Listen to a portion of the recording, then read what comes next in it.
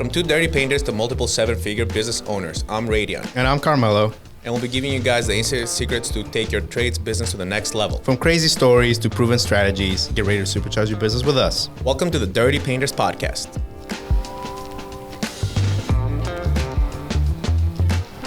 In today's episode, we will be discussing the key elements and factors that we take into account when we estimate our interior, exterior, or painting projects. I want you guys to keep in mind every project is different, and you want to make sure you're not undercutting yourself or you're not overcharging and losing a potential good project to add to your portfolio. All right, guys, let's get into it. So one of the most common questions that we get all the time is, how do you price out jobs? Well, the formula is pretty simple. I feel like you should price out jobs. Depends on how much money you want to make and how much money you need to make. So figure out your labor, your material on each job. And also you got to keep in mind, you got to factor in the overhead costs. Like, for example, every time you turn your truck on and then you go to work, that's an operating cost.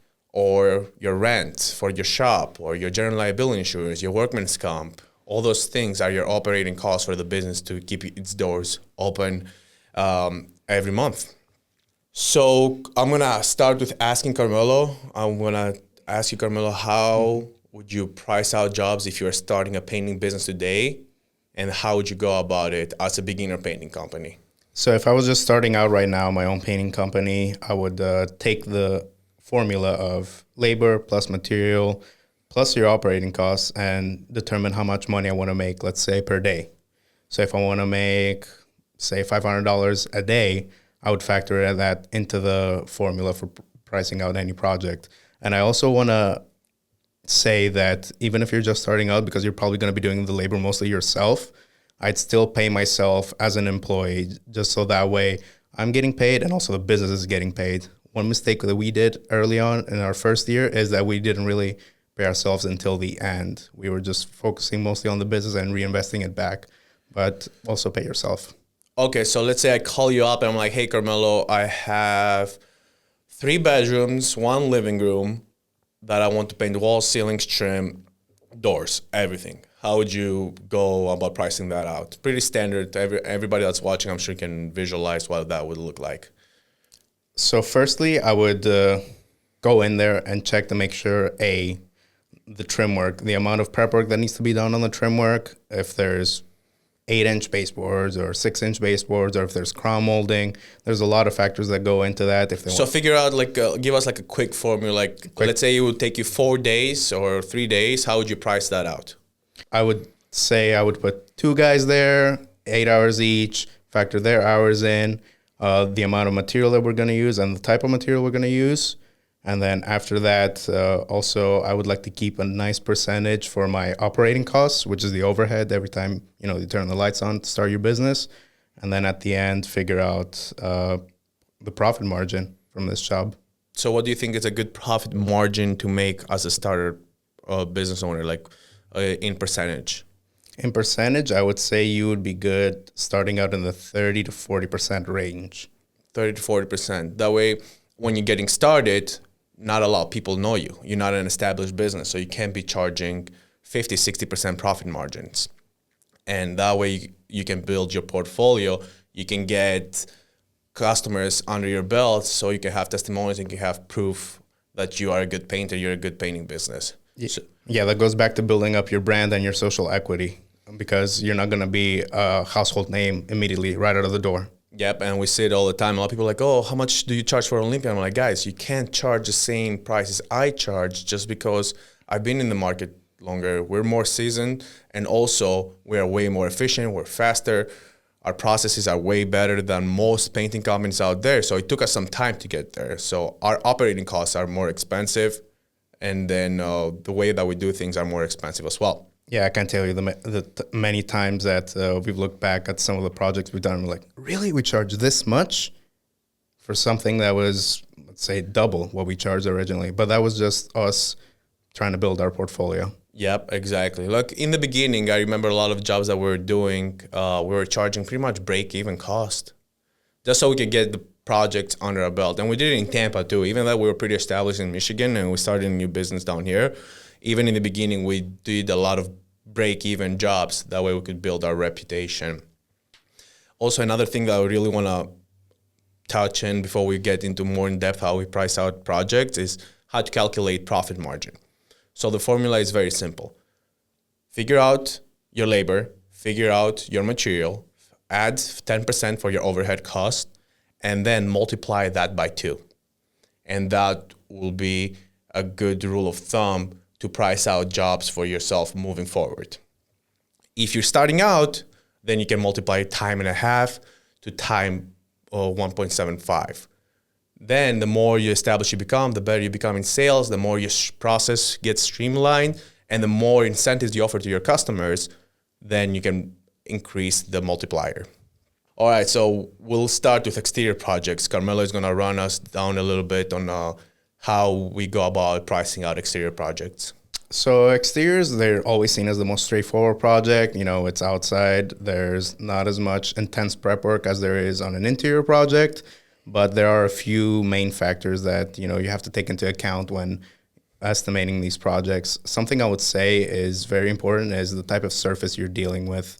If it's a rough surface like stucco or the type of texture on the stucco, it's going to eat up a lot more material, and you want to make sure you're calculating the material cost properly. That way you're not overpaying on material.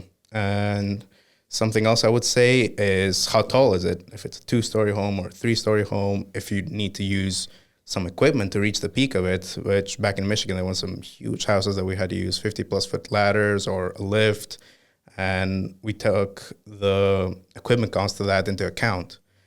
And then also how easy accessible they are. Yeah, exactly. So for example, like a 2,000 square feet ranch is not going to be the same price as a 2-story colonial or a 3-story colonial, that you need your 32-footer, your 40-footer, because you got to keep in mind that's going to slow down your process. Versus a ranch-style home that you can reach everything from with a 6-footer, you're gonna rip through it. Like some of those houses, we can finish them in one day. Yeah, and the condition they might be in sometimes, you have to, if it's regular wear and tear, that shouldn't be a big problem, but there's big foundational cracks, or there needs to be stucco work or wood replacement. You have to be very knowledgeable on what your wood replacement cost might be. Or something I would probably say is, if you're just starting out and you don't know your wood replacement costs, I would just tell the client, like, hey, this is going to be for the labor only, and I'll just provide you with the receipts of all the materials I used. So how we price out, that's a good little point there, how we price out our wood replacements or stucco repairs. We have a per lineal foot price or per square foot for stucco. And then we always price that out after we pressure wash. So a good way to explain to the customer is like, hey, Mrs. Homeowner, we're going to pressure wash, but we're not sure how much rotted wood you have or how much rotted stucco that needs to be chipped out and then redone. So after we pressure wash, we'll have a better idea of how much we're going to replace. And then we're going to consult with you, and then we're going to come up with the final price, because you don't know really how much wood needs to be replaced until you're up there or you're pressure washing and then the wood starts puffing up or the stucco starts puffing up, and then you're like, okay, that needs to be gone. And then you're explaining that way with them, and then that way you come up as a very transparent contractor instead of trying to like screw them up and be like, oh yeah, you need 200 lineal feet and they only need like 50. Yeah, you basically prepare them that, hey, after pressure washing, we will have a better understanding of the condition of your house. Also, another thing that you need to be very aware of when you're painting stucco homes, very popular down here in Florida, is how bleached and how chalked up the stucco is. Because if the stucco, the paint that it has currently on it, it's burned out by the sun, then it's going to rip through a lot more material. And then you have to use a sealer, and then you have to use Locks and XP. That way you're not ripping through a lot of top coat. Those are like some of the main things that me and Karmelo, we have the same sales process. We look when we go into an exterior. And then another thing we like to ask them is their timeline. If somebody wants it done very quickly, that can also affect, the pricing for it. If we have to move our schedule around to work around theirs. So timeline, urgency, you want to see how urgent they are, how soon they want to get it done. And also you need to identify if that exterior project is a want or a need. So there's two different ways it can go. When you go into an estimate for an exterior, you ask them, What's the vision? Why'd you call us? And then you ask them, is this a need? Is it like that because you needed to get it done because your HOA is on your ass, they're finding you? Or is it because you hate the colors, you hate the curb appeal that you currently have and you want to increase it, you want to make it more your style? And that will determine how much money they need to spend and how much money they're willing to spend. Because if it's a want and your price is astronomical and you're trying to sell them a great package, like let's say full coat of primer, 2 coats of Emerald Rain Refresh, then they might not go with it because it's just a want. They don't have the necessity for it. That's why we always are very transparent pricing on the exteriors. When the house is in good shape, we let the homeowner know right off the bat. I'm like, hey, it's in great shape. Why did you call us? And they're like, oh, I just hate the yellow color or the pink color that my house has. So we're like, okay, your house is in good shape, so that's good news for you. You don't need to do a full coat of sealer, then a full coat of Lux and XP, and then 2 coats of duration. Then we can sell them on a more budget-friendly, cheaper package than we would if their house was faded, the paint was falling apart, bleached by the sun, that we would have to build up the coat so that way the paint job would last. The next thing that I want to touch base on exteriors is another thing that we also like to categorize. We like selling in tier levels. So how we sell in tier levels, we have different packages that we offer our customers. So we'll have our entry-level package that it's just the budget-friendly pressure washing, fixing minor cracks, a coat of the sealer, and then a top coat of duration or Emerald Refresh. And then we have our higher-up packages, which will be sealer, Lux and XP, and then 2 coats of duration or Emerald Rain Refresh. Those will come with different warranties. Our warranties will range anywhere from 2 years to 10 years. And we only warranty blistering, peeling, fading, and chalking. And then those are the warranties that the manufacturers paint. They will give you a limited lifetime warranty on it as well. So based on we try to grasp which package they lean towards, so we can guide them towards what they need to do. First of all, we want to make sure we care for our customer. We're not just there to sell them. We want to make sure I understand what their needs are, and we want to guide them towards that direction. Can you give us a little tip when you're painting vinyl siding homes? What are some things that you're looking for, and what some things that you explain to the customer?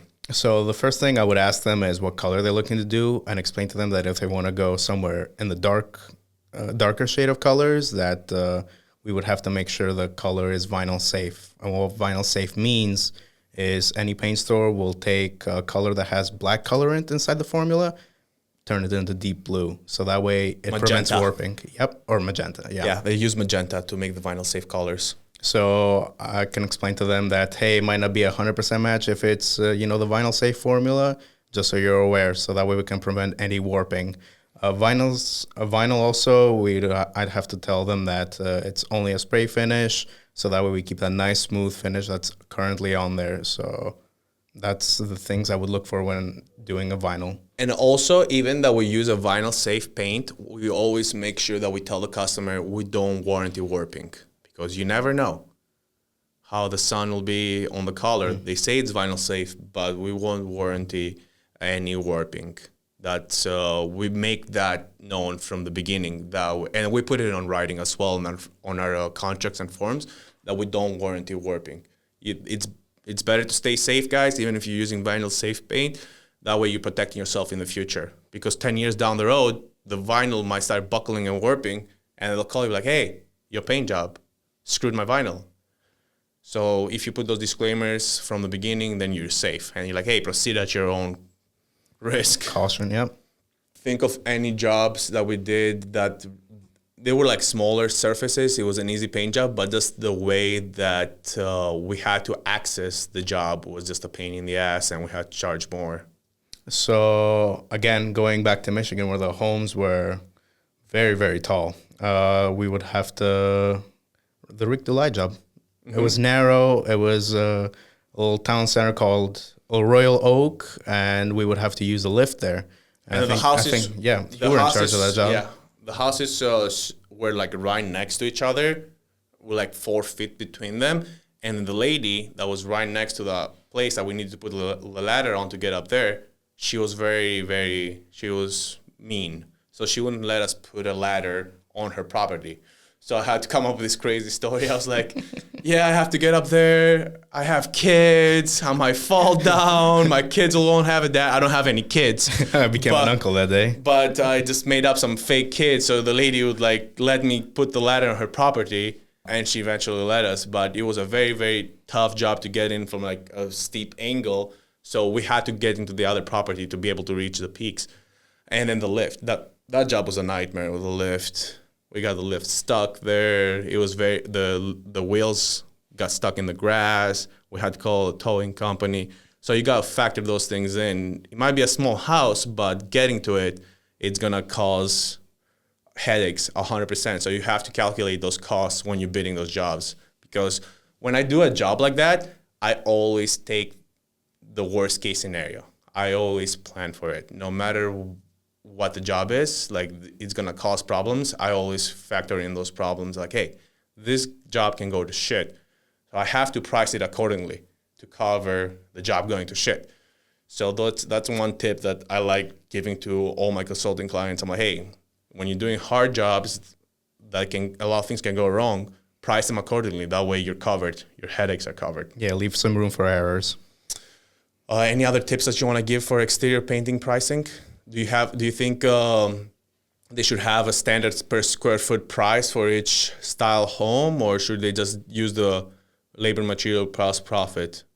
Standard price per square foot, I wouldn't recommend doing that because 2,000 square foot ranch home is easier to finish than a 2,000 two-story colonial home with, maybe a detached garage. And that way you're selling yourself short on the material cost and the accessibility. I would still stick with a formula and also taking into account the accessibility factor again. So a lot of people, like, when they reach out to me, they're like, hey, do you have a per square foot price? Which is a very generic price because per square foot, every house, the square footage is the floor space. So it's very hard to calculate per square foot price. That's why every time a customer will reach out and they'll be like, oh, do you have a per square foot price? I'm like, no, I don't, because every job is different. But if you send me some pictures of your exterior, I can give you some price ranges. That way you can give them still prices. And instead of giving a per square foot price, which is like a cookie cutter builder kind of style of pricing, you are more custom. And also you're not shooting yourself in the foot, because if you tell them like, oh, I charge $3 a square foot and you don't know what the house looks like, and then you go in there and a 2,000 square feet home, it's like 40 feet up high, then you're screwed. You underbid yourself. And it sucks changing what you said. Like me, I hate changing. Like, hey, if I told you I'm going to charge you $3 a square foot, and then I come into your house and I'm like, oh, guess what? It's going to be $6 a square foot now. Then you seem slimy. You seem like you're trying to get more money, because it's hard to explain to people that you didn't price it out right. And then they won't take it the right way. So that's why I always ask for pictures first when people just ask me for a price per square foot. Always make sure you have a good visual of what the property looks like. So that will be for the exteriors. We'll move forward. Interiors are a little bit more intricate. Karmelo is going to run us through the process of how we price out interior jobs for Olympian. So with interiors, it's always the expectation on the finish grade that the client wants. So we would ask them, firstly, if they have, drywall, because it's a little bit less common down here, but up in Michigan, the type of finish that you need on a drywall, there's more extensive patchwork that needs to go. Trim level finish that they would need, spray, brush and roll, or the amount of patchwork again, if there's a lot of nail holes, if it's a new carpenter built trim that would need a full prime coat or two full prime coats, caulking. It's basically the extensive patchwork that is required on an interior home. It's a little bit more intricate than outside. It needs more attention to detail. So when a customer reaches out to us and they're like, hey, I'm looking for an interior painting estimate, the first question that we ask is it just a standard interior, or do you have any specialty stuff going on? So we let them talk. We ask them what surfaces their walls are. There's not a lot of smooth drywall in Florida, so everything is texture. We ask them, do you like the texture? Do you want the texture smoothed out? Do you want a level 5 finish? Those are questions that you need to ask. Or if you are in a state that only has smooth drywall, you ask them, Are you happy with the current state of your drywall repairs? Are you currently happy with the state of your walls? And then you let them talk. And they'll be like, oh, I hate the previous painters, they patch, it looks bad. I hate being able to see all the patch repairs. Or they'll be like, oh, I hate how rough my walls feel. And then we explain to them, we can fix those things. We can make them to your liking. And then we explain how we do it. We'll be like, we have the plain X, it sands down the walls, or we can go through with a scheme coating, and then we can do our whole process, but it takes more time, it's gonna cost more. So we try to understand their needs before we even present the price or before we even go out there. Also, another thing for interiors, another question that we ask is the house vacant or occupied? That plays a huge role. If you don't have to work around furniture, if you don't have to work around people, if they don't live there, if you have less things to cover, it's way cheaper. So you have to ask those questions up front. And then once those questions are asked, then you start understanding their expectations of finish. You ask them, are you fine with the brush and roll finish? A lot of people don't know what a brush and roll finish is. So most houses that we go into, they have a brush and roll finish on the trim and the doors. And then we show them like, hey, are you happy how these brush marks look? Are you happy with the orange stipple or the orange stipple on the doors that they were rolled? And then you're trying to be an educator. You try to show those things and try to understand if they're happy with it, if their level of expectation is for everything to look factory finished, sprayed finish, and then you let them talk. That's the most important thing. You ask the questions and then you let them talk. And then once you understand their expectations, then you explain what it takes to get to those expectations. If it's just a standard repaint, they're like, oh, I don't care, just freshen it up. I just want to change the colors. Everything looks fine. Then your pricing you're going to price accordingly. Versus when they're like, oh, I hate how rough my walls are. I hate the brush marks on my trim. I hate the brush marks on the doors and the roller marks. And then you explain to them how you're going to get to that finish that they expect. Something else I would want to add, and also the type of products and performance and durability they would like. So if a client is having concerns with their trim and they want it to be more durable, more washable, we also lay out the option for them to finish in a 2K system. And we explain to them the process about it and how it can be more costly, but later down the road, you won't have the issues you're running into with a trim grade paint from any box store. Yeah, so like for example, like builder grade semi-gloss on trim and doors, it scuffs very easy. It's not easy to clean. And a lot of people that call us, they like, oh, I hate the scuff marks on the baseboards. Every time I mop, it leaves marks. So I'm like, you know why is that happening? They're like, no, I don't.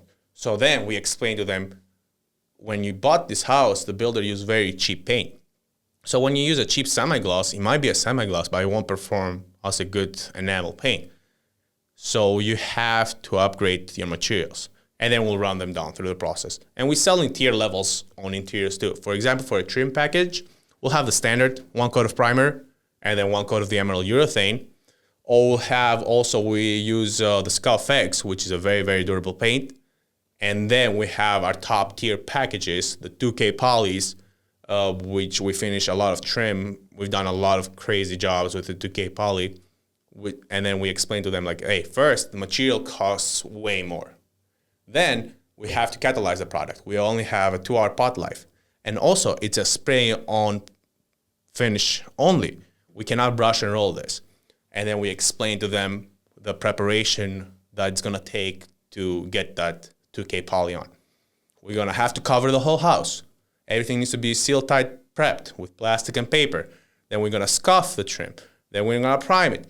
Then we're going to do a coat of red bondo. Then we're going to prime again.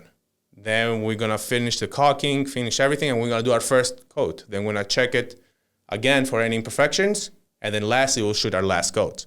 And we call that the A1 trim package, meaning we have a 6-step process that we take the trim and then we make it look like glass. We make it look like a cabinet. A lot of people won't go for it, but there is a market for them, like especially like the big houses that we do, like 5,000 square feet plus, they want everything to look perfect, especially when we're doing like black trims. Black is the hardest color to work with. Mm-hmm. And that's another thing that you need to keep in mind when you're working into interiors, what colors they want to do. Because darker colors They'll take more preparation to look good, but also they'll take more coats. You cannot cover a white trim with black with 2 coats. Otherwise, you're going to have runs. It's not going to look right. So darker colors, always keep in mind when you're working with darker colors, you have to consider more coats and more extensive prep work. And then I like explaining the whole process to the customer. That way I can build value on the price that I'm going to present them. And then also going back to the vacant or occupied. It's much easier to work on a job site when people are not there or when you don't have furniture than when you're working around people being in the house. You have to uncover rooms so they can go to sleep. You have to uncover bathrooms. So that will slow down significantly the process. That's why a special that we run for advertising is, hey, before you even move into your new house, give us a call to paint because we can save you a lot of money. And that's actually true. We can save our customer a lot of money if they're not moved in yet, and then we can just go in there and do our thing completely. Another main thing I would say is timeline, especially on these new homes before people move in. Like you mentioned, sometimes they have a certain timeline with either movers or appliance deliveries or whatever. So we ask them, when would you want this done by? If it's a 2-week project and they want it done by 10 days, we will put more guys in. So that way the project gets completed before their deadline. Yep. So yeah, we always ask them, hey, when are you planning to move in? And then they'll be like, oh, I'm moving in 10 days. Can you get it done? I'm like, I can get it done, but it's going to cost me more because I have to bring more crews in. I have to pay guys overtime because they're going to work 10, 12-hour days. And then I explain it to them why it might cost more to get in that timeline. Because our operating cost is going to go up. We have to pay guys more. We have to pay overtime. We have to work longer. Or we might have to move a job from the current week to a following week, which can cause losing us the job. So we have to calculate that risk. What are some specialty interior like finishes or stuff that you can factor in just a normal standard repaint? If there's wainscoting, if there's a shiplap wall that they might want, sprayed, crown molding, like I mentioned earlier, a special finish that's very rare, but also fall finishes or Venetian plaster. Mm-hmm. We've dealt with those in the past. They're very rare, but again, you can't price it out per square foot, obviously. It's a specialty finish or a high gloss finish as well. I want to touch a little bit on the high glosses. High glosses, not everybody can do high gloss. Mm-hmm. Like in Tampa market, we get hit up a lot for high gloss finishes because we're one of the few contractors that can do a high gloss finish. And why high gloss? And we have a very sick project coming up in Hyde Park that we're going to be starting next week of a high gloss ceiling for a bar. So not anybody can do it. The reason why is because it's not just spraying the high gloss on it, it's the amount of preparation that it's going to take. So for example, that ceiling, it's a 200 square feet ceiling. A lot of people are like, oh, it's a small job. I'm like, no, it's not. I'm going to have to do 5 coats of just skimming to get the ceiling looking like a fridge. Perfect. Then I'm going to have to prime. Then I'm going to have to do another skim to check for any pinholes, any imperfections, anything that might show through the high gloss, because high gloss shows a lot of imperfections. And then after that, we'll do 3 coats of primer to build up, and then each coat gets sanded over the primer. And then we start doing our top coats. And then on that one, I'll probably do 3 or 4 top coats. Instead of sanding, I'm going to do a buffing, and I'm going to cut it. So wet sand, buff to increase the sheen. So when people reach out for a high gloss, you have to explain the amount of preparation that it takes to get that finish. And then you have to understand their level of expectation. Like, hey, do you want it to look like a mirror? Or are you fine with like orange peely high gloss that shows a lot of imperfections? So high gloss, if you don't know what you're doing, either learn from somebody and then also learn how to price it accordingly, because you can get burned. You can get burned big time. Or test it yourself at your shop. Yeah, test it yourself at your shop or at your house. Yeah. Like I remember when we first started, we didn't have a shop. My house was all test samples. It was crazy. I was like painting rooms. I was painting trims, cabinets, everything. And I would start something, I would test it, it would work, and I would just leave it half painted. So my house was like half painted all the time. Venetian plaster in the kitchen, just a little square. So I would do like Venetian plasters. I would do high gloss. I would paint the cabinets just so I could, when I would go into the customer's house, I would have the confidence that I'm not going to fuck up the job. Another thing is the accent walls that you need to pay attention in interiors. You have to make sure when they have like shiplap accent walls, those have to be spray finish. You can't just roll them. Or you can't spray and back roll because you'll be able to see all the lap marks. So we call it a specialty finish. Doesn't go in the standard factor in price that we have for interiors.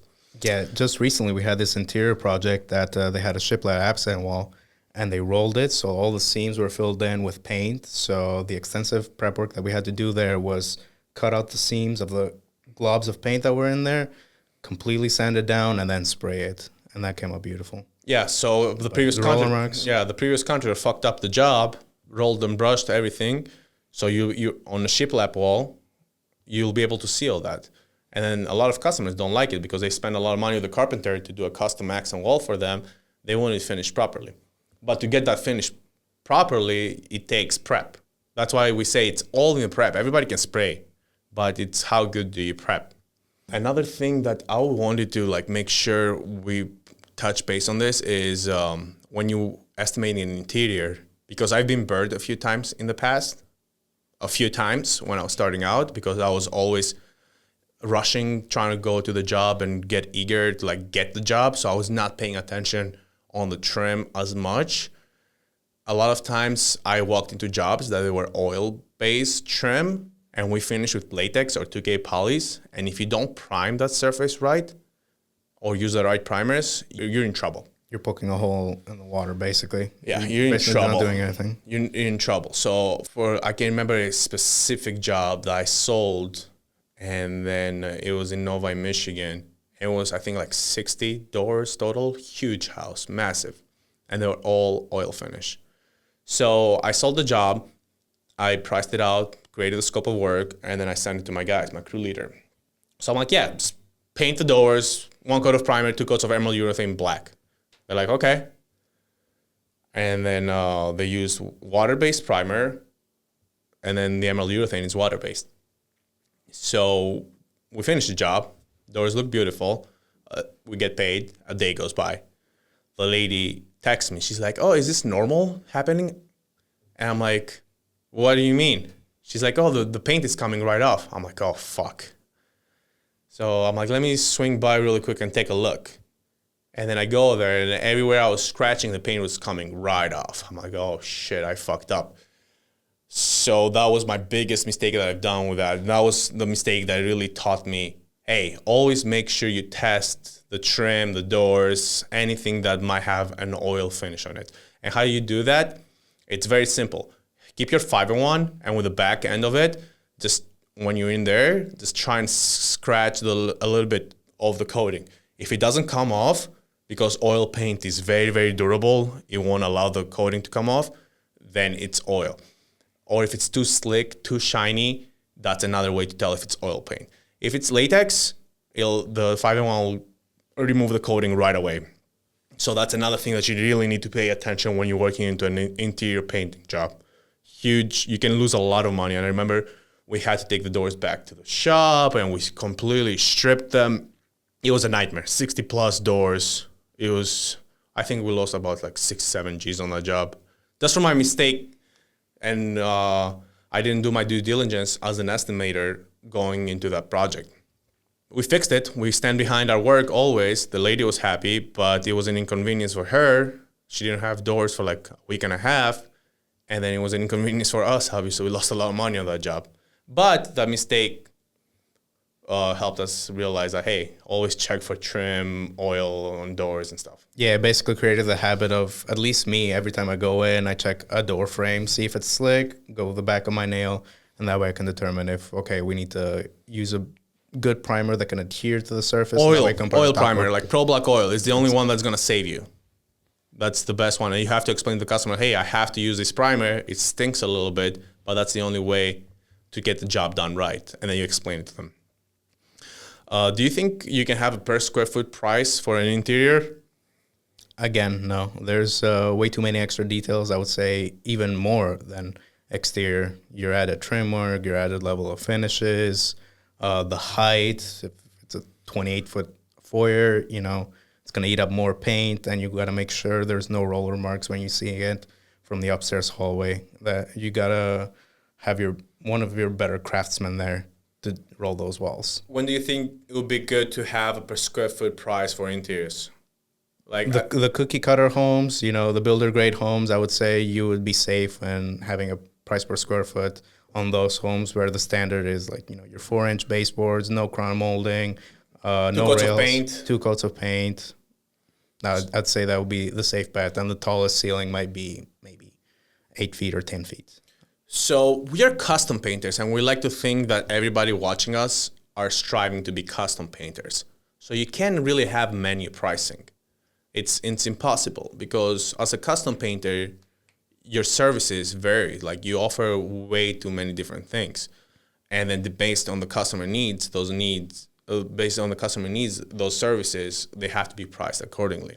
So that's why, every time we're like, "Oh, do you have per square foot price?" I'm like, "No, I'm a custom painter. Every project is different," and that's how I argue I don't have a per square foot price, because a lot of people out there, especially bigger companies, they'll try and bid per square foot. And we used to work as a subcontractor for a very big, massive, everybody knows this company. And then they were pricing per square foot. And so many times I would walk into a project and the job would be underbid. So many times. Remember JJ? Oh my God, that was a nightmare story. Oh my Lord. So we go into this project as a sub. In the beginning, we were not busy enough, so we're doing sub work. And this JJ guy was in a freaking biker gang, crazy, He was tatted cool, up, guns all over, knives. But he was a very cool dude. Mm-hmm. So our estimator or the owner that we're working with, he bid that job per square foot. So I think he was at $4 per square foot. And then the area, we're doing a foyer and a living room, which was 25 feet up high, and then it wraps extended. around, huge walls all the way around. Huge walls, and then it was total, the floor space was I don't think it was more than 800 square feet. Let's say 1,000 for conversation's sakes. I can't remember exactly. It was 6 years, 7 years ago. But yeah, he bid it per square foot. He didn't account that the walls were smoke stained, number one, and he didn't account that he had 25 feet walls, and the ceiling it was pretty hard to get to that ceiling. So he bid the job $4 a square foot. It was 4 G's. So he was paying us $2,500, $2,600 with materials. So I'm just the kills to seal those walls cost about $500. Then you have to do 2 coats. I'm just the material is about $2,000 on this job. And then labor, we're going to be there for 5 days. 5 days, yeah, 3 guys, 4 or 5 days, because you have to let the primers dry and cure over time, yeah. So I'm dude, this job is underbid. He's no, it's not. And then we went back and forth. I told the owner what it takes to get the job done. And I was this JJ guy is going to fucking shoot me. He thinks I'm trying to scam him with more money. But he was very understanding. He understood that it was the estimator's fault. And then I was hey, take the hit. Pay me more so I can get the job done right. And then we can move forward on the next one. Just be more cautious. He's no, that's my budget. I have to get it done. I can't ask the customer for more money. And then I remember we went at it. And I was dude, I cannot do this job for $2,500. It's impossible.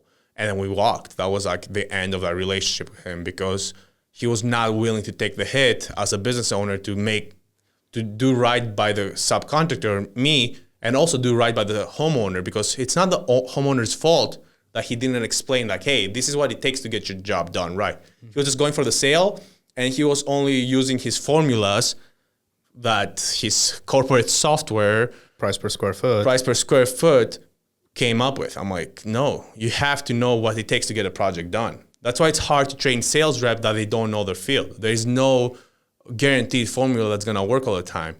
It's impossible. And then that was one instance of a per square foot price that we got, and then the job was so underbid that we had to walk, because the business owner at the time, he wouldn't take responsibility and take the hit. Anything else that you can think of for interiors? Interior painting, I would say I think that was the only time that, from personal experience, that we've got undercutted, or, the job was underbid, not undercut. It was underbid, sorry. Yeah, the job was underbid significantly based on a fancy software that I'm sure it costed millions of dollars to create. And then I'm sure they were running into a lot of those issues. And that company does that all the time. They use their software, and because we compete against them now a few times, and then that's how they come up with it, like, oh, the per square foot price. And then the jobs that they bid are so cheap. It's insane. I'm like, how are your subcontractors, or how are you even making money? Yeah, and then sometimes we talk to those people at the paint store, if we're ever there, and they say they don't care about us. They just, that's the job. Yeah, that's a job. Do it or not. They don't care if the subcontractor is getting screwed. Mm-hmm. As long as they're making like the 30-40% margin, they're good. That's when I realized that you cannot have a per square foot price for interior projects or for exterior projects too. It's impossible. It's very rare that you can do that. Unless you're only dealing with cookie cutter homes. Yeah, pretty straightforward. So if you don't have anything else to add on the interior painting pricing, I think we can move on to the cabinets. Yeah, go ahead, run us over a little bit our cabinet pricing process. Every cabinet appointment that we go to, the first thing we do is check the type of material that we're working with. If it's wood, if it's vinyl, if it's thermofoil, any of those have different processes and steps that they have to go under so that way we can get that glass finish at the end.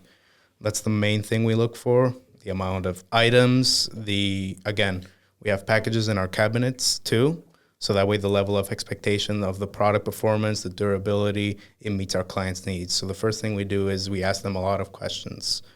How many colors would you want? What type of performance would you want from the product? Do you have, let's say, a question I like to ask them is, do you have kids that, they're not as delicate as they should be? They touch the cabinets or like dirty hands with food. So those are expectations that I set initially with those questions that I asked them. All of our coatings, basically, they last you a lifetime if you take care of them, is how I explain it to them. Or another question that I like asking is, before I even present the price, even if it's through the phone or when I'm at the customer's house, is what's your biggest concern with getting this job done? And then 9 out of 10 times they'll be like, oh, the durability of the coating. Because a lot of people that paint cabinets and they don't refinish cabinets, they use box store paints or trim paints, and it's not a durable coating. So that's kind of like the reputation that cabinet painters have. So 9 out of 10 customers will be like, oh yeah, my biggest concern is the durability of the coating. And then I explain to them the whole process. And then customers like having options. Even like think of yourself as a consumer. You like having options. You like going to the dealership to buy a Mustang, and you have 10 different Mustangs. You have the EcoBoost Mustang, then you have the 5.0 Mustang, then you have the Shelbys, then you have the Shelby GT500 supercharged. They're all Mustangs, but different abilities, different different performance, they're faster. So how they present it is like, hey, you can have a Mustang, but each Mustang is going to perform differently, and it's going to give you different things. And that's how I got kind of that trick, or not trick, but like that understanding that people like having options. Because of myself, I like having options. And that's how we present the prices to the customer. Like, hey, you can have an entry-level refinishing for your cabinet, or you can have the best that's going to last you. It's going to have hydrophobic abilities. It's going to be super durable against chemically resistant. And then we explain to them, and we present 4 different prices. And then we'll let them see which way they're trying to lean towards, and we're trying to guide them based on their needs as well. You have to be an educator, and you have to care for your customer, not always trying to upsell them for the more expensive ones. For example, like if it's just a single guy living in a house that barely uses his kitchen, and he just needs it for aesthetic, I'm like, okay, you don't need my best package. You're fine with my entry level. It's not a high traffic kitchen. You'll be fine with it. But if it's a mom with 4 kids running around and touching the cabinets and slamming them and eating dirty hands all over the cabinet, I'm like, hey, you'll be better off doing the higher up one because it's going to be easier for you to maintain and it's going to last you way longer. And then go ahead, tell us a little bit about the different coatings and on the different options that we offer. So the different coatings that we offer, we have our 1K products, and all the coatings we use are wood coatings strictly, nothing off the shelf like Sherwin-Williams or Benjamin Moore. So that way, even our entry-level package is still great durability. And what I like to do sometimes is I take our sample doors so I can show them each package in action. That way, hey, here's the performance that the 1K product will offer you. Here's the performance that the 2K product will offer you. And then here's another one, which is our higher level package with extra coats, Clear protective coat on top of it. So this is how each of them will perform. So that way they have an understanding of, you set their expectations right then and there. Exactly. Also, the samples, very important. If you're selling cabinets, you can't go in there and just be a nice guy and then like wave your hands and explain the process and like, yeah, I do a good job. People are visual. They like seeing stuff. They like touching stuff. So if you're selling cabinets, make sure you have samples of your work. And when you walk in there, let the customers touch and feel and see what your cabinet coating is. Because if you go in there without a sample, how are you trying to sell cabinet coatings and say that you have the best coatings and you don't have nothing to prove it? That's being major since we started introducing samples and bringing samples with us in our estimates. It has increased our closing ratio significantly. And then you also outperform your competition that way. Every time you go in there, you're prepared, you have your forms, you have your presentation, you have your samples, you're outperforming your competitors. Because I've seen it. Majority of painters, they just go in there with a little notepad, no samples, nothing, and like, oh yeah, it's gonna be this much, 50% deposit, 50% of completion, I do the best job, blah, blah, blah, and then they leave. No, they don't really spend time to educate and understand the customer's needs for cabinets. That will set you apart, guaranteed, 100%. It sets apart all the people that follow our system, and then increases the closing ratio significantly. And then also you get higher ticket jobs because people, when you present value to them, they appreciate the value and then they want to get a better product. Yeah, you seem more credible at that point when you're showing them the samples because, okay, this guy can talk the talk, but can he walk the talk? Yeah, exactly. And then that's how you separate yourself from your competitors, and that's how you pretty much dominate the market. Just from the moment you step foot in there, you're the best salesperson, you have the best coatings, and then you have the best process. Also, another thing that we really stress out is efficiency, because a lot of people, they take like 10 days to finish cabinet jobs, or they finish cabinet jobs in the customer's house. We explain to the customer that plays a huge factor in our pricing because we have a shop, we have a system that's streamlined and efficient, and then that way we can get the job done way faster. Their kitchen is gonna be off limits only for 3 days versus 10 days.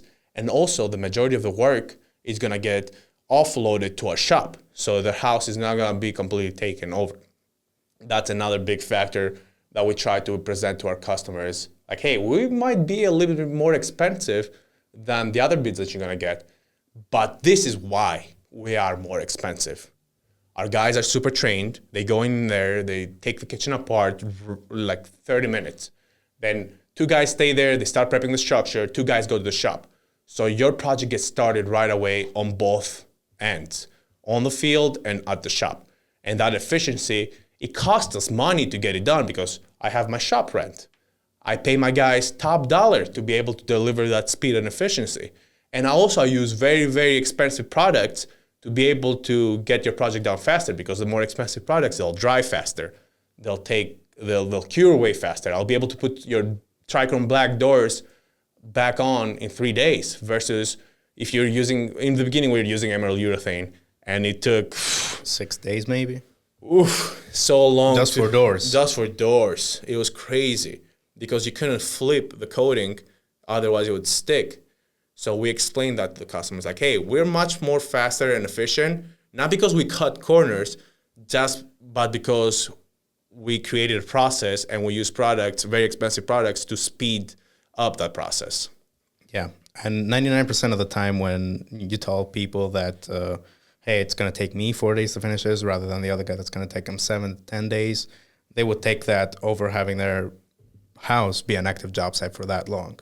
Exactly. Another thing I would also look for when, bidding cabinet painting projects is hardware. If they want new holes drilled, you have to take into account that those holes might need 3 coats sometimes. Oh, yeah. Shrinkage is, Yep. And you want to make sure looks like it was never there. Exactly. Because you can show, especially on the spray finish, everything is perfect, and then you see that little hole that's The shrunk a little little bit. So that's something you have to take into account, and that you also have to charge because it takes time out of your process. 3 coats, and to do it right and properly. Also, when they get new hardware. Like, let's say if you have to drill more holes, or if they get like soft close hinges and you have to adjust hinges, you have to bring your carpenter because the painters can adjust. So those are costs that you need to factor in as well. Painting the inside. Some people want the inside of the boxes painted, so more material, more labor. Yeah. That you have to take those into account as well. It takes more time to paint the insides because of the blowback. So you have to finish the inside, cover the inside. That way, when you're painting everything, you don't have rough shelves, rough insides. So it actually takes longer to paint the insides because a lot of people think like, oh, I just don't have to mask it, I just spray it. I'm like, yeah, you can do it that way, but your finish is not going to be consistent. You're going to have rough spots. You're going to have the blowback from the overspray. And then when you're a finisher and you're a premier finisher, those are things that you take into accountability. Yeah, how we like to do our flat spots sometimes is we do those first, leave them a day, and then we mask them with a yellow frog tape. Yep. So that's an extra day added to your process that, you have to take into account. Also, when you're working with 2 colors or 3 colors, like that one that we just did in Anna Maria, was 4 colors going on. 4 colors. And just one kitchen that was, how many items? 50 items, 60 items? 60 items, yeah. Just that one kitchen, 4 colors. So the fridge panel was different, the island was different, then she wanted her shelves in the island different, then the majority of the kitchen cabinets were different, and then the bar area. The bar area was different. So you got to keep that in mind that, hey, you can't finish all the colors at the same time. You have to finish one color, mask it, then do the other color, mask it, and do the other color. So that way no oversprays from the other color, and they're telling you like, hey, what the heck? Yes, exactly. Because we've done it that way, and then there was overspray of the other color on the color, so it was a mess. So that's the right way to finish color. So keep in mind, the more colors you work with, the more it's going to cost, because labor, time, material, washing your pump, re-switching to colors, it takes time. Do you think you could put a price per cabinet item, or do you think it's hard to do it that way? I think for cabinets, you can have a range, and that range varies with the amount of prep work that you have to do and the material you're working with. But that range there's a big disparity. So you can be anywhere from like $100 all the way to $200, $250. Yes, for example, like when a customer reaches out and then be like, hey, do you have price per door or per drawer? And you're like, okay, you still ask for information. You're like, hey, can you send me some pictures, number of doors and drawers, your location. Location also plays significant, it matters, because if it's 60 miles from your shop versus 5 miles from your shop, it takes more time to go back and forth. So you ask those questions first, and then you're like, okay, for my entry-level product, my 1K acrylic with a normal primer, I'll be anywhere from 120. I'm shooting numbers randomly right now. We don't have a price per door. Every job is different for us. But you can still price out per job like that. You can be like, for my 1K product, I'm anywhere from 125 to 150 per door. For my higher up, I'll be anywhere from 180 to 250 per door. And depends on the colors, depends on all that. That way they have a range, and that way you're price conditioning them, meaning they kind of get an understanding of how much the project can cost without you presenting an actual price. And then when you do it that way, a lot of times you'll weed out the window shoppers, the tire kickers, or people that can't afford it, or people that they don't understand the value and then what it takes to get that factory finish with a durable cabinet coating. You also eliminate the shock factor, so they don't just see a number at the end and they're like, wow, yep, it's that much. Yeah, when you price condition that way, and then we'll get into price conditioning in a different episode, you don't give the customer sticker shock, because subconsciously you kind of already presented a price to them. Or another trick I like using is, I'm like, hey, I can refinish your cabinet for $10,000, or you can get a brand new kitchen. It'll take you like 4 to 6 months. Got it, invasive, for like anywhere from $30,000 to $60,000. And that way they're like, oh, I'm gonna get better value. I'm still gonna have a brand new kitchen, whatever color I want, and it's gonna take less than a week versus spending a significant more amount of money, and it's gonna take way longer. So that's another way you can price condition for cabinets. And then we are huge fans of presenting the price right then and there. So our forms that we use for us, They break down all the processes. They break down all the different tier levels, and then we price them out right then and there. And then we let them choose which one, or we ask them like, which one do you think will be a better option for you guys? And then we just let them talk. And based on their needs, we try to guide them and close them on the spot. If not, we'll just follow up with them like 2-3 days later. Yeah, and we also leave all the paperwork there. And then one of the forms also has the process again, just in case they forget what's the game plan basically for their kitchen refinishing project. Yep. And then another form that we also use, it's like pros and cons of refinishing versus replacing. That sheet it's a game changer for us. Every time we present it to the customer that way, they're like, oh, now it makes sense. It makes more sense for me to refinish the cabinets, or it makes more sense for me to replace and gut the kitchen. Huge game changer since we started introducing that form. Yeah, you're doing the research for them, basically. Yep. And you still put yourself and present yourself as an educator for them. That's the main thing. You can price out jobs correctly, but if you come up as a salesperson, people won't trust you and they won't buy. Number one thing is for people to trust you before they buy. When you present yourself as an educator and that you have the customer's best interest, you're going to build trust and you'll be able to be transparent and ethical, but also give them what they need. Big time. One last thing I want to say before we move on, when it comes to big cabinet painting projects, if the doors are in bad condition and they don't want to fully replace their kitchen, we also offer the option for them to reface them. So refacing basically means is we take measurement of the current doors and we get new doors in their place. Yep, but that if you're starting out, I wouldn't really get into that. You have to have a little bit more experience. You have to have some solid guys that they can do those things, because you can get burned. I got burned on my first one. So I lost a lot of money on my first refacing job. So find somebody that can teach you how to do it properly. Otherwise, it's trouble.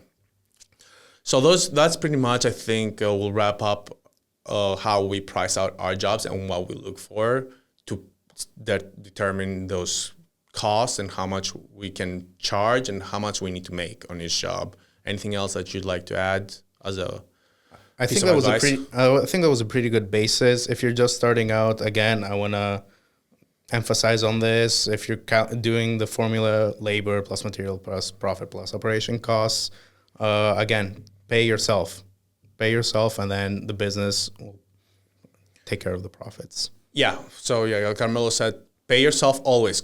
If you're on the field, always, like let's say $25 an hour, $30 an hour, pay yourself. Consider yourself labor. And then the profits are separate from the labor. That way you're always making money no matter what. And then your business is always profitable. I hope we gave you a lot of insight on how to price out jobs. Be sure to follow us on our Instagram over at Olympian Painting, Olympian_Redion, Olympian_Karmelo. And make sure you send us some more questions.